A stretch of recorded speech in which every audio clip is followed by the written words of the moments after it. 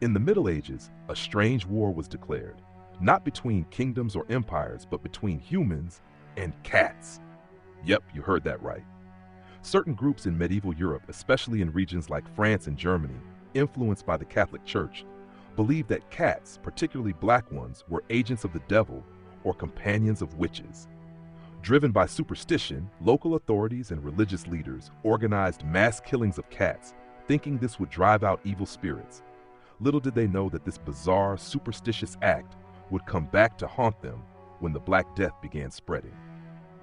Okay, picture this. It's the Middle Ages. It's dark, it's cold, and everything from bad weather to your neighbor's weird haircut is blamed on witchcraft. And in this world, cats, especially black ones, got a really bad rap. Why? Because people thought they were in league with witches or even the devil himself. Imagine your furry friend plotting to overthrow humanity. Ridiculous, right?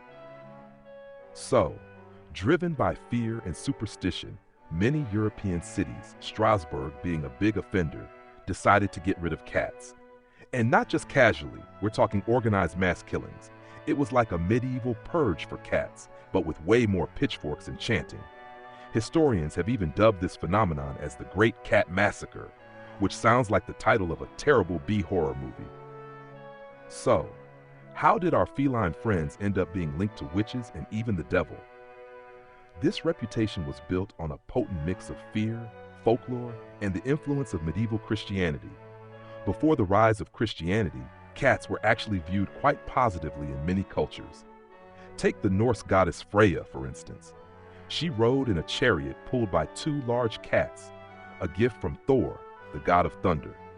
These cats symbolized fertility and good fortune, and they were seen as powerful protectors and companions. Cats were revered in Norse culture, embodying both strength and the blessings of the gods. But as Christianity spread, it sought to replace these pagan symbols with new church-approved imagery.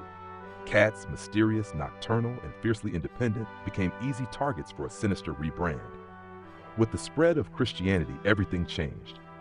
The church aimed to stamp out pagan beliefs and demonize the figures and symbols associated with them. Pagan gods like Freya and the animals linked to them started to be viewed as demonic. As a result, cats, especially black ones, transformed in the public eye into symbols of darkness and evil. Then there's the concept of witches' familiars.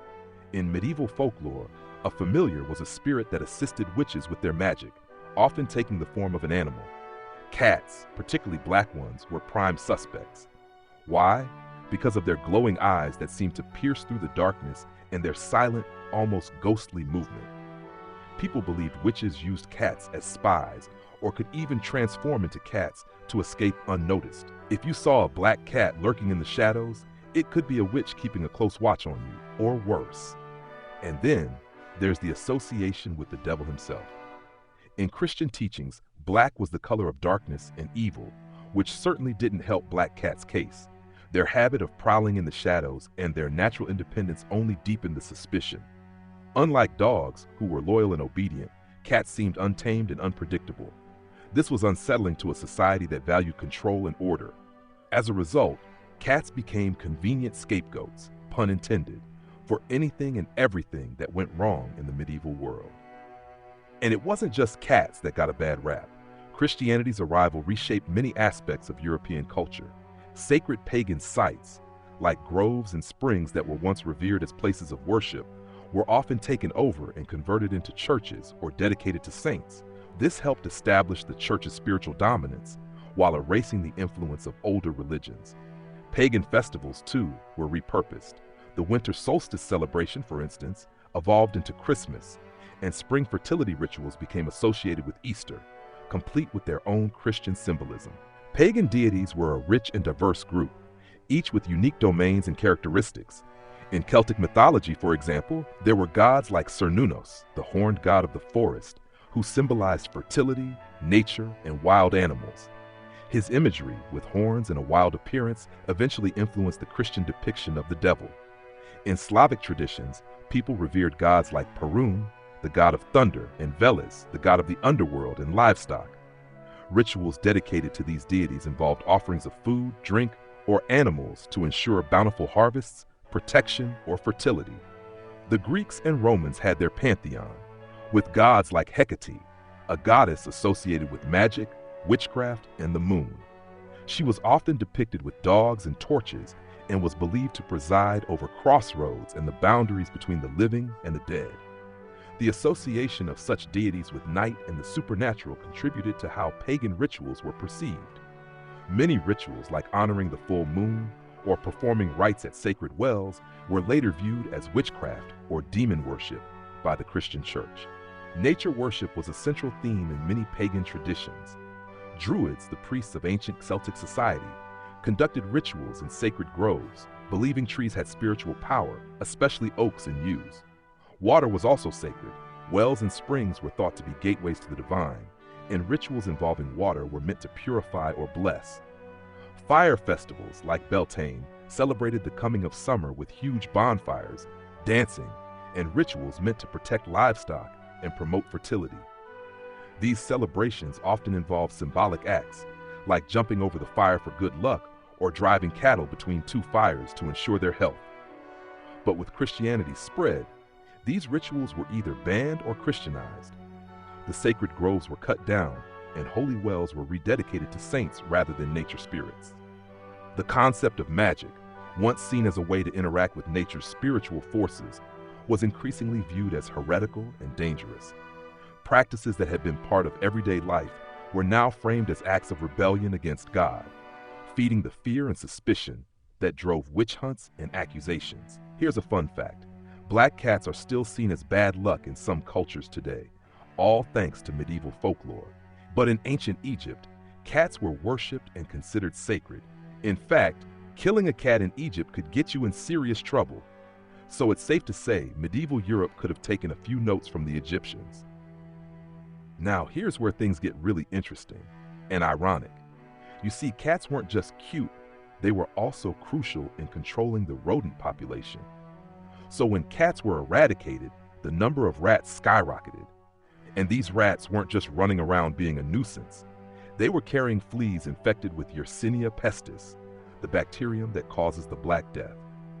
It's like the old saying, don't bite the hand that feeds you, or in this case, don't kill the cat that saves you from a plague. Because of this short-sighted decision, the rat population thrived, and with it, the plague spread more rapidly across Europe. The ultimate meonk.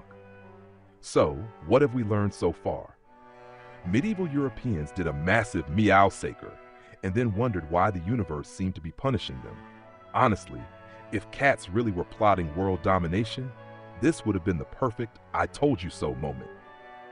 The Black Death, a pandemic that changed history. The Black Death was devastating. It wiped out nearly a third of Europe's population between 1347 and 1351. Entire villages disappeared, economies collapsed, and society changed forever. The world was so messed up that even medieval chroniclers couldn't believe the scale of the disaster. Imagine a 14th century version of Twitter, where everyone's tweeting, "The plague is here, this is not a drill." And while the cat killing wasn't the sole reason for the spread of the Black Death, it sure didn't help. It's one of those oops, we messed up moments in history that had enormous, unintended consequences. But wait, the story isn't all doom and gloom. Cats eventually made a comeback. As people realized that having cats around kept the rats, and therefore the plague, at bay, cats were slowly welcomed back into society. You could say they redeemed themselves, though honestly, they didn't have to. After all, it wasn't their fault humans went on a cat-hating spree. By the way, did you know that in some parts of the world today, cats are seen as good luck? For example, in Japan, the maneki neko, or beckoning cat, is believed to bring prosperity. Fast forward to today, and we're pretty much obsessed with cats. They rule the internet, star in countless memes, and have entire cafes dedicated to them.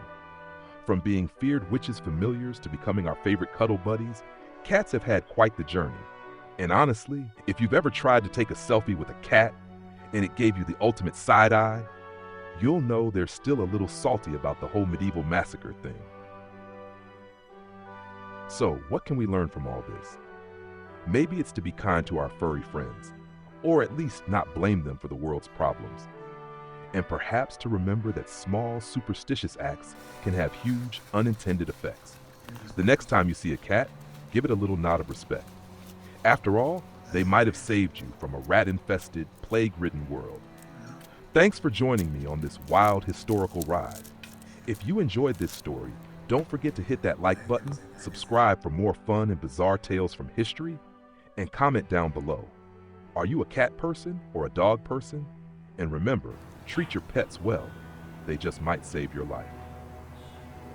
And that's all for today.